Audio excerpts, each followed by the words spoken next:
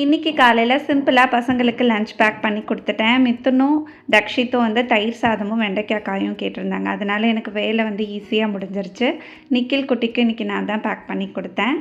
காலையிலேயே வந்து கொஞ்சம் கிளீனிங் ரொட்டீன்லாம் ஆரம்பிச்சுட்டேன். ஏன்னா லஞ்ச் வந்து சிம்பிளா இருக்கும்போது நம்ம கொஞ்சம் வேலை பார்க்கலாம். கொஞ்சம் டைம் இருக்கும் நமக்கு.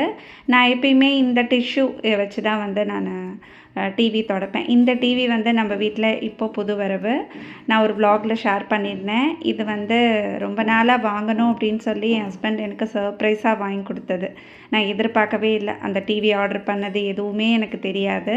ஸோ திடீர்னு ஒரு நாள் கதவு திறந்து பார்த்தா சர்ப்ரைஸாக வாசலில் ஒரு பார்சல் இருந்தது. என்னடா அது டிவியா அப்படின்னு, நம்ம வீட்டுக்கா அப்படின்னு எனக்கு தோணுச்சு. சரின்னு அது வந்து மாட்டி ஒரு 2 மந்த்ஸ் ஆச்சு. எதையாவது பற்றி நான் ரொம்ப யோசிச்சுட்ருந்தேன், இல்லை எனக்கு ரொம்ப டல்லாக இருந்துச்சு அப்படின்னா சும்மா இருக்க மாட்டேன். எழுந்திரிச்சு ஒரு டஸ்டரையும் ஒரு டவலையும் எடுத்துக்குவேன். கடகடன்னு எல்லாத்தையும் க்ளீன் பண்ணுவேன். ஸோ அது பண்ணும்போது எனக்கு ரொம்ப மனசு ரிலீஃபாக இருக்கும்.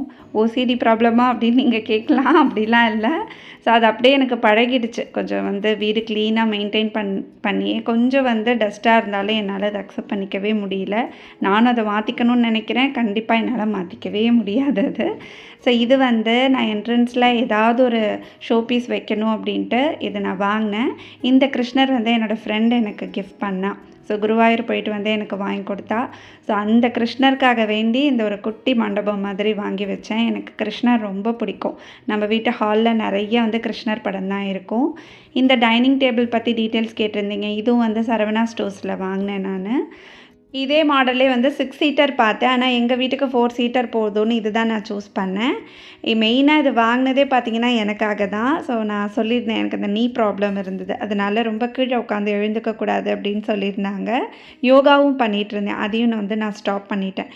அந்த நீ பெயின் வந்து ஜாஸ்தியாக இருந்ததுனால. இது வந்து அப்பா, அம்மா, எங்கள் மாமியார் யார் வந்தாலுமே ரொம்ப ஈஸியாக இருக்கும். நம்ம சர்வ் பண்ணுறதுக்கும் ஈஸியாக இருக்கும். இன்றைக்கி ஃபுல்லுமே க்ளீனிங்னு பாதி நேரம் போயிடுச்சு. ஒரு நாள் வந்து அதுக்காக ஒதுக்கிடுவேன். எல்லா நாளும் பண்ண மாட்டேன் இந்த மாதிரி. எனக்கு எப்போல்லாம் வந்து ரொம்ப எனர்ஜெட்டிக்காக நான் ஃபீல் பண்ணுறேனோ அப்போ தான் வந்து இந்த க்ளீனிங் ரொட்டீன்லாம் இருக்கும்.